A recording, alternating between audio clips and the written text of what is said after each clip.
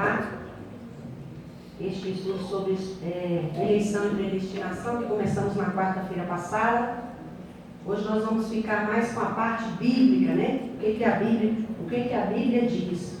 Na quarta-feira passada nós ministramos o que Calvino e Armínio falaram. Hoje nós vamos ministrar e comparar o que eles falaram e o que a Bíblia diz, né?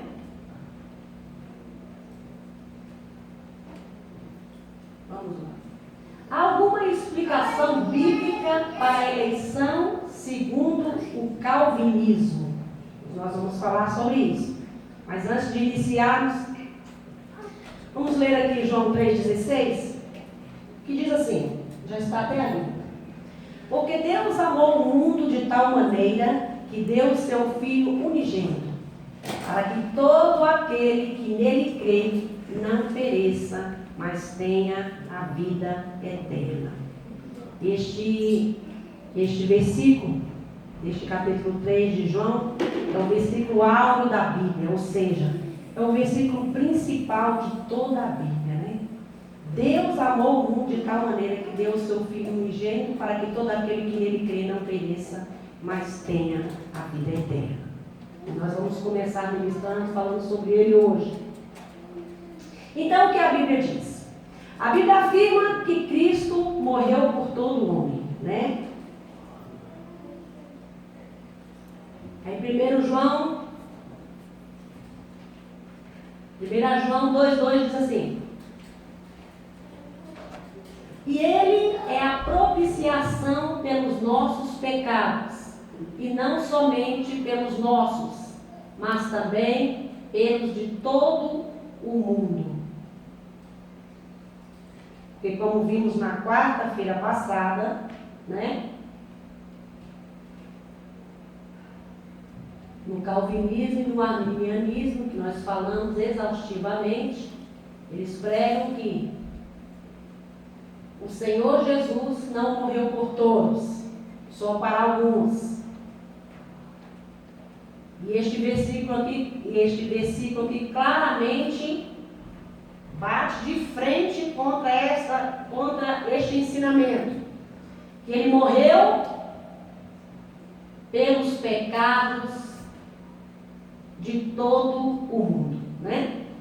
E aqui o outro também, João 3,16, que lemos: Deus amou o mundo de tal maneira que deu o seu Filho unigênito para que todo aquele que nele crê não pereça, mas tenha a vida eterna. É bom combater esse tipo de ensinamento com a Bíblia, né? Não precisa nem falar muita coisa, só é você mostrar o versículo. O versículo e o capítulo por si só, né? Ele já combate qualquer tipo de ensinamento que está fora da Bíblia. Ora, se a Bíblia está dizendo que ele morreu por todo o mundo e todo aquele que nele crê, né? Ele não está dizendo aqui de maneira nenhuma, como eles pregam segundo a eleição, que morreu por alguns e outros foram condenados para ir para o inferno, né? Segundo a eleição e a predestinação. Isto é bom, 1 Timóteo 2,4. Isto é bom e aceitável aos olhos de nosso Salvador, que quer que todos os homens se salvem e venham ao conhecimento da verdade. Aqui também ele fala sobre todos os homens. Aqui ele não está dizendo que é uma pessoa, um grupo, está dizendo todos, englobou todos, né? E ainda outro, 1 Timóteo 2,6, o qual Jesus, né, se deu a si mesmo em preço de redenção por todos, para servir de testemunho a seu tempo. E disse: ide por todo o mundo e pregai as Escrituras. O Senhor, aqui em Marcos 16, né?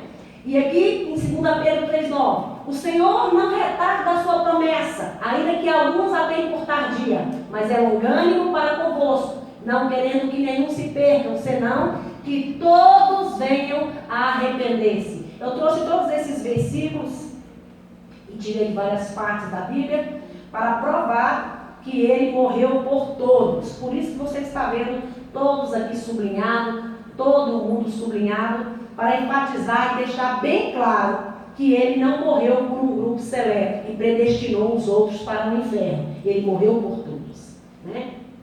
Mas Deus, não tendo em conta o tempo da ignorância, segundo Atos 17:13, né? Anuncia agora a todos os homens, em todo o lugar, que se arrependam. A Bíblia por si só, ela se explica. Você não precisa buscar explicação fora dela, né? Eu quis trazer todos esses versículos para provar que os ensinamentos extremados, tanto do arminianismo como do calvinismo, não devemos seguir. Claramente, cada versículo das Escrituras ensina que Cristo morreu por todo homem, em qualquer lugar, e deseja que todo homem seja salvo.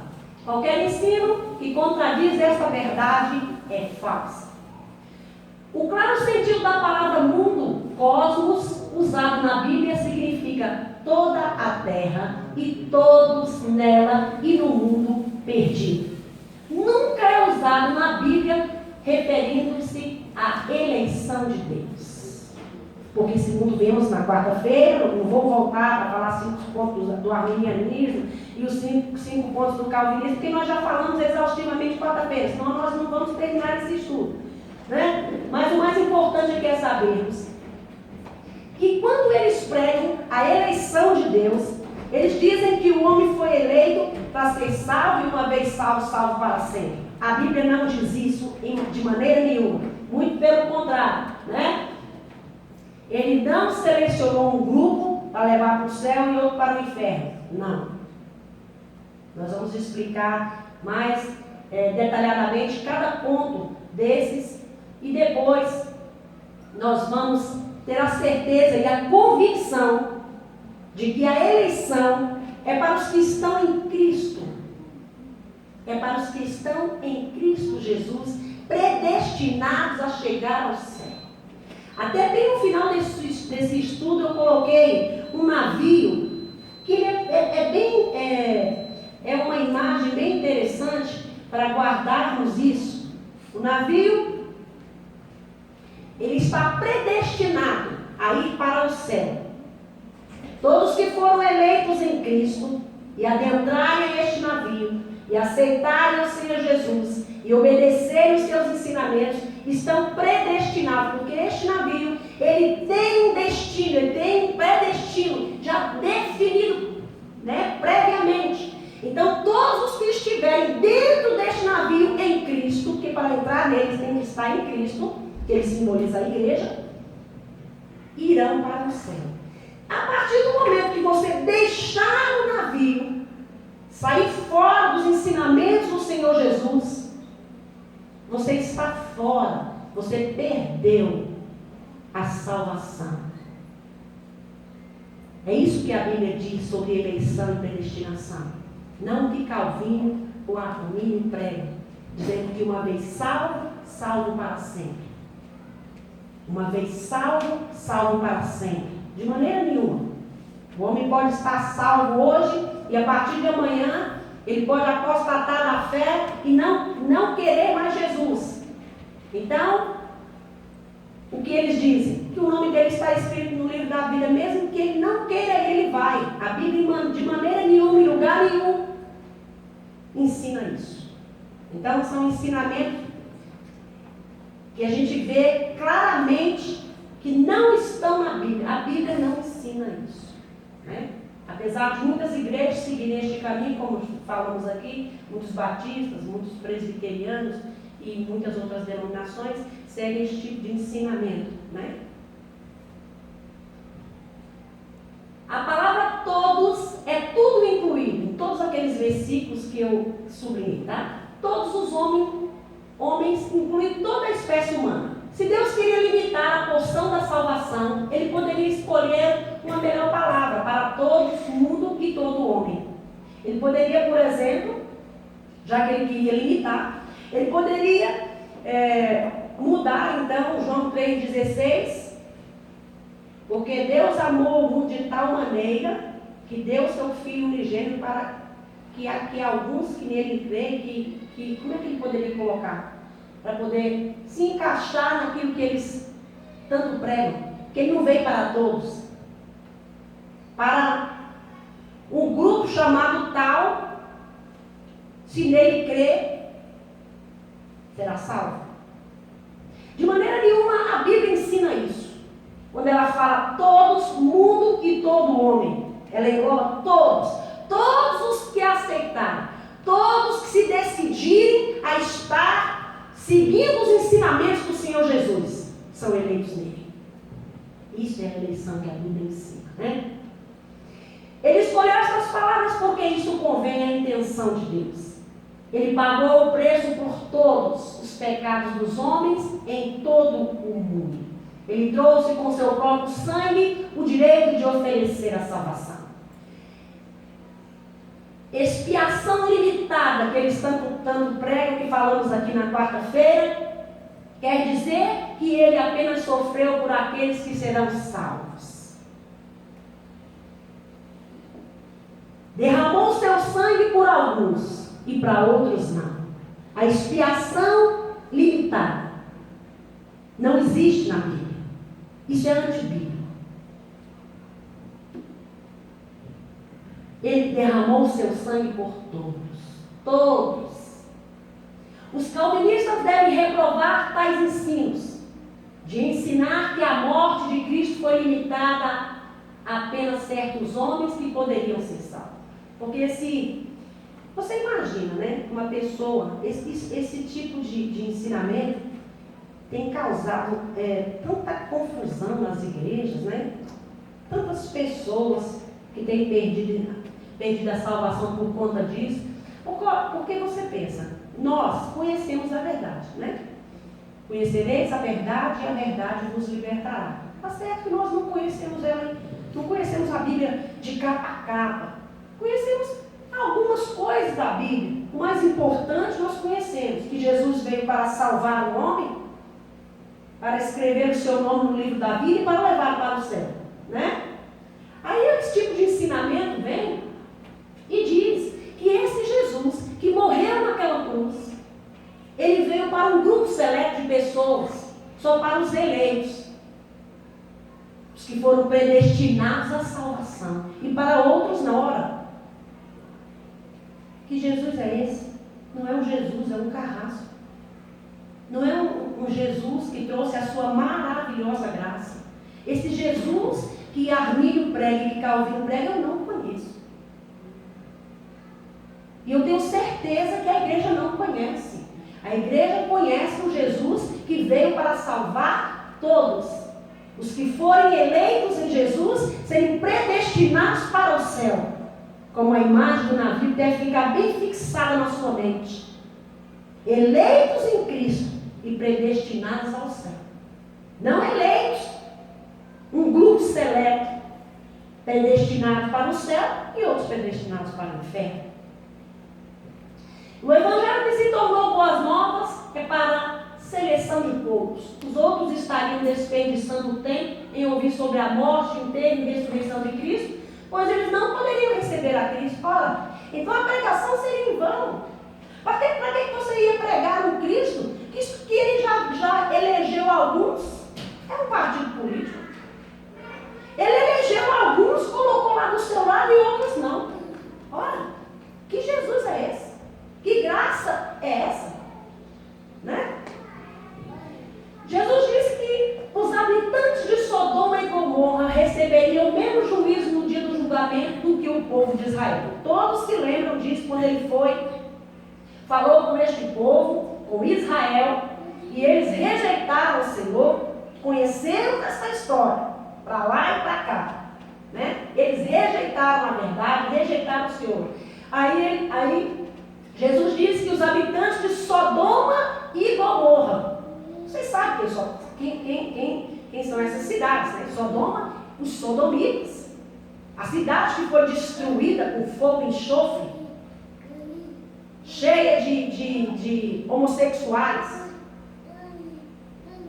Todos nós conhecemos Aí Jesus traz essa lembrança dessas duas cidades e diz que se os habitantes de Sodoma e Gomorra receberiam menos juízo no dia do julgamento do que Israel.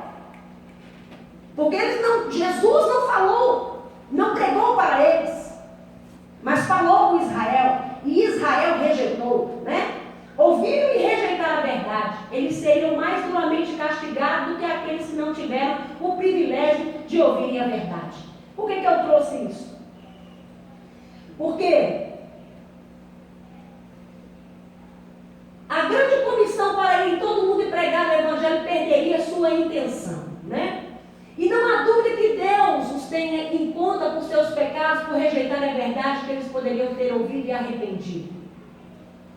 Por que pregar se Deus salvará os eleitos de qualquer forma?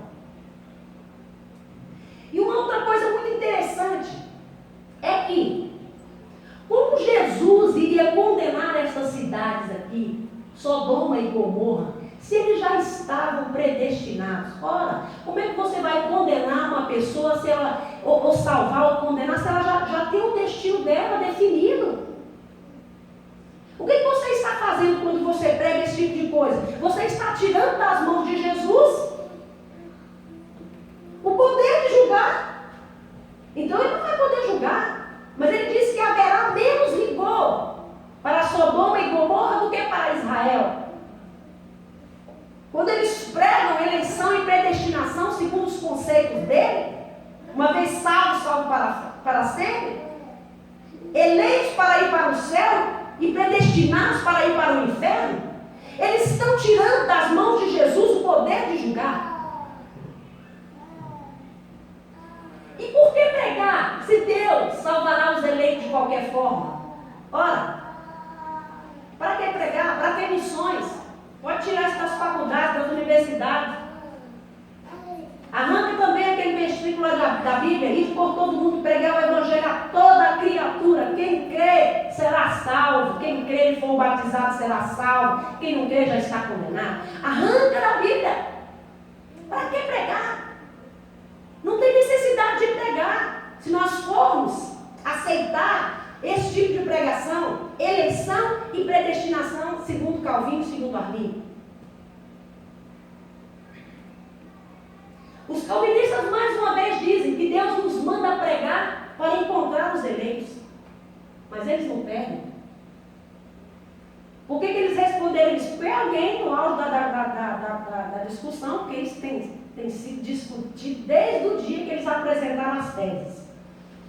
Aí alguém chegou diante deles e perguntou, mas para que pregar se eles já são eleitos? Não, para encontrá-los. Ora, para quem encontrar, eles já são eleitos. Onde eles estiverem, ninguém os arrebatará da mão do Todo-Poderoso Deus. Eles já estão eleitos.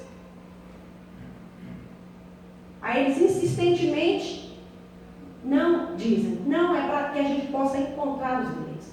Na verdade, não tem muita base, não tem muita... Quando você olha, a base é frágil, né?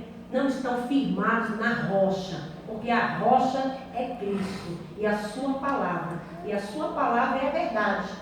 Por isso que a palavra do Senhor, a Bíblia diz, conhecereis a verdade e a verdade nos libertará. Por isso nós temos que ter muito cuidado com esse tipo de ensinamento.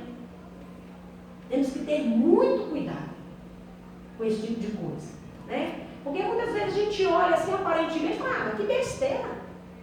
Esse negócio de eleito, de preto, que besteira. Isso não vai influenciar quem? Isso tem influenciado tantas pessoas, tem desviado tantas pessoas, tem feito com que tantas pessoas não aceitem o Evangelho, porque elas já dizem, eu já sou eleito mesmo, eu já sou condenado mesmo, para que eu vou ficar nessa vida regrada, nessa vida de negar-se a mim mesmo, negar o mundo, negar todo tipo de coisa para seguir, sendo que eu já sou eleito? Aí não quer Jesus. E qual é o final? É mentira dizer a alguém que Deus o salvará, se a Bíblia diz que não pode ser salvo. Porque segundo eles não pode, né? Não pode. Se predestinação e eleição é só Calvino. As minhas não é isso não. Aqui é porque eu estou falando sobre os dois, porque um diz que uma vez salvo, salvo para sempre. E o outro diz que é eleição e predestinação. Um diz que você vai ser salvo, mas você vai manter a salvação através de obras. Né? Aqui nós estamos combatendo Armínio e Calvino. Os dois. Porque todos os dois, apesar da igreja evangélica, a maioria das igrejas evangélicas seguirem Armínio, ele tem muitos estudos, muitos ensinamentos que são antibíblicos. Um dos ensinamentos de Armínio, que os evangélicos, a maioria segue ele, mas que é um ensino extremado, é dizer que quando você aceita Jesus, você é salvo, mas para manter a salvação, você tem que fazer obras. A Bíblia não ensina isso. Nós vamos ver daqui a pouco. A Bíblia não ensina isso.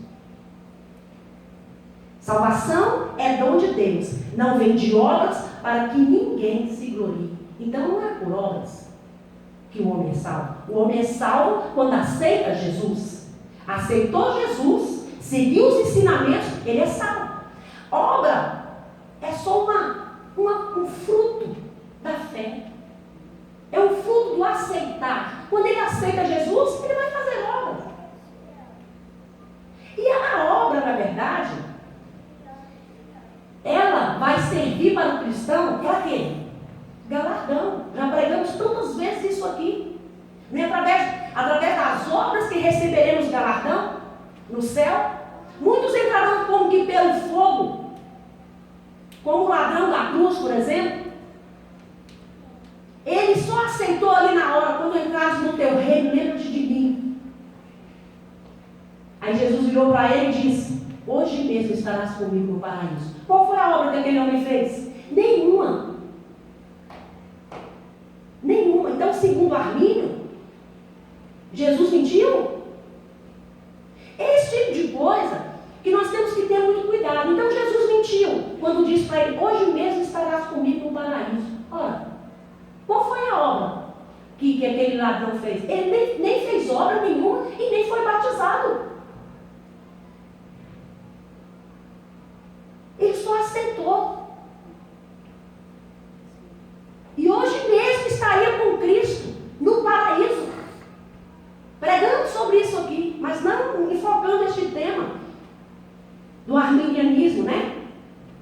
Estou citando essa passagem porque nós conhecemos bem ela. Então, não vai ser a obra que você vai fazer depois que você aceita Jesus que vai garantir a sua entrada no céu, não. O que vai garantir a sua entrada no céu é você estar eleito em Cristo e permanecer dentro do navio. Permanecer dentro do barco, seguindo as orientações do comandante que é Jesus. Isso vai garantir a sua entrada. Obra é uma consequência da fé. Porque uma fé sem obras ela é morta, não é assim que a Bíblia diz? Então quando cremos, quando aceitamos esse Jesus tão adorado, tão amado, é claro que nós temos total desejo de fazer a vontade dele, de fazer a obra dele. Porque é uma fé viva. Mas não vai ser a obra de maneira nenhuma que vai garantir a sua entrada no céu. Tanto que a obra que nós fazemos, elas não são meritórias. O que é isso?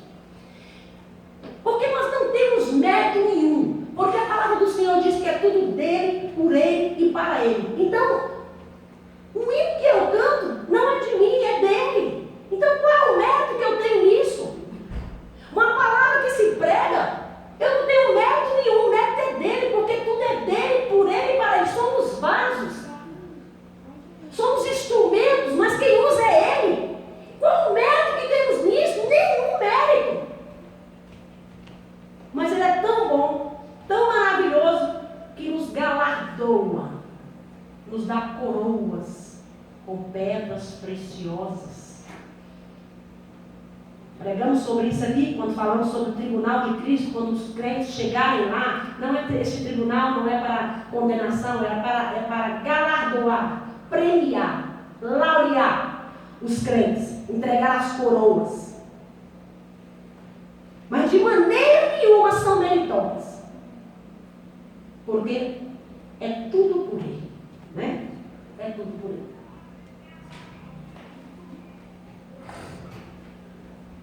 Eu não falei sobre isso aqui? Falei. Vamos lá. Travou aqui. A Bíblia não está funcionando. Passa para mim ali, manual.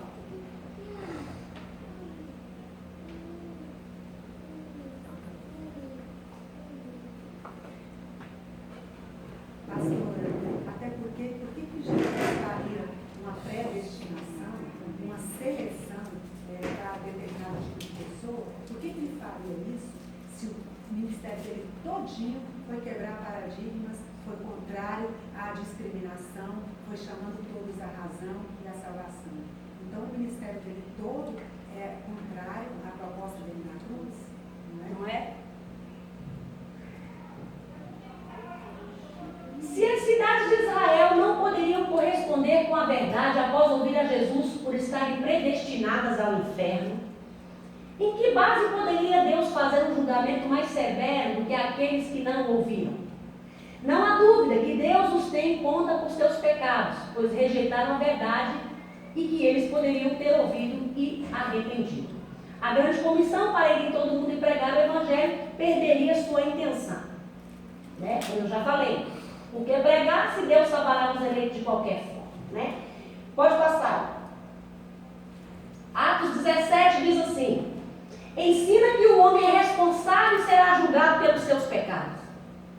Eu não vou pagar pelo pecado do meu filho, nem ele vai pagar pelo meu. Cada um pagará pelo seu pecado e levará a sua consequência.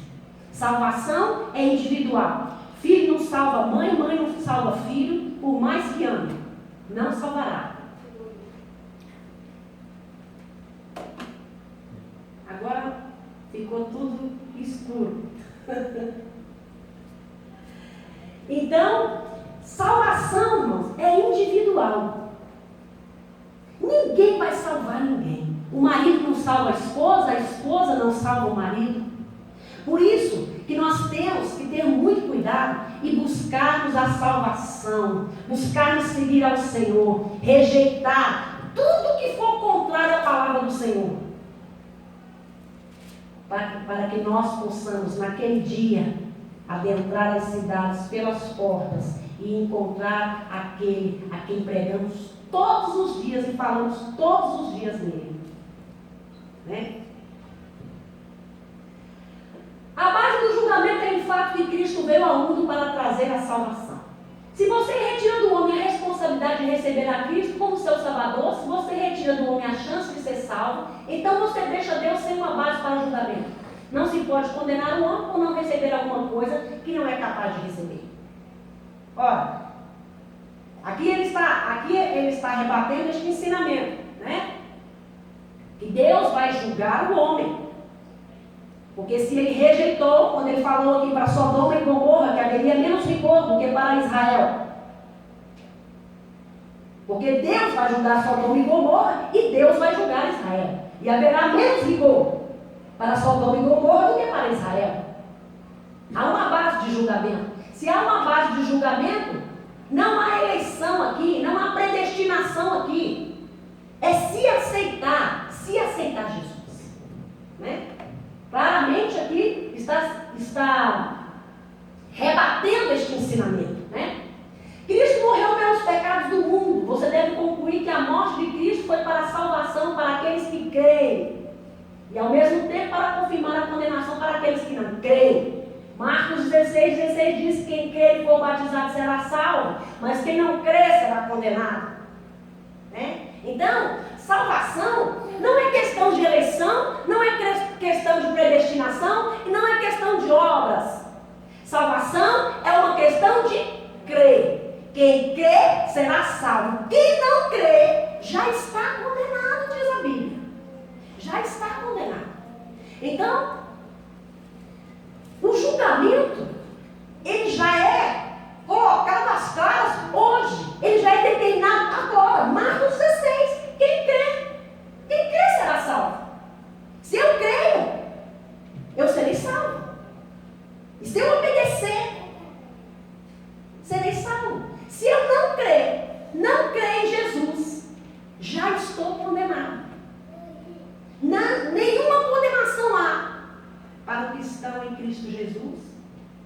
nenhuma maldição há para os que estão em Cristo Jesus, nenhuma perdição há para os que estão em Cristo Jesus. Porque Ele é o que nos garante a salvação, não obras, não eleição, não predestinação, segundo esses ensinamentos, né? É bíblico o arminianismo.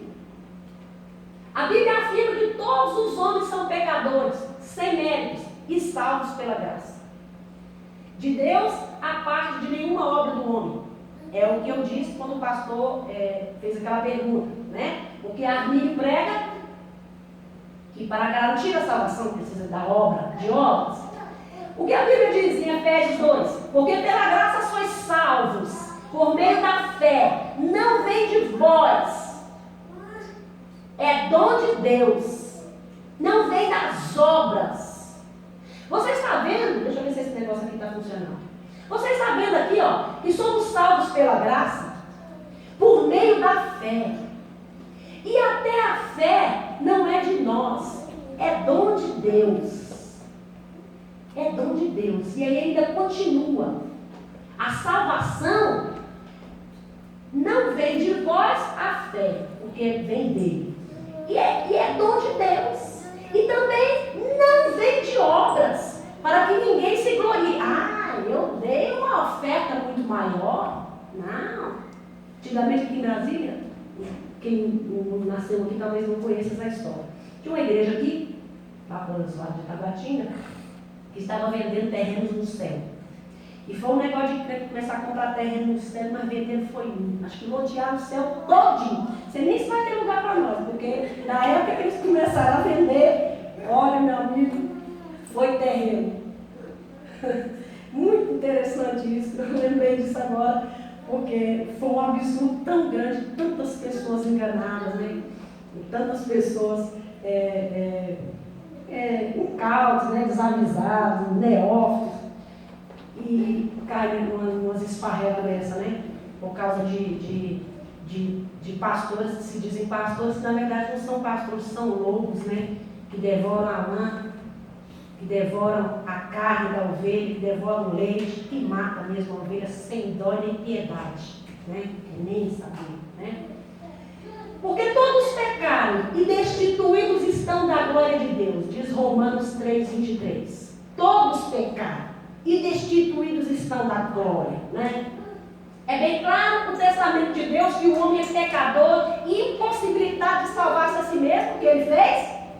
Veio, mandou o seu filho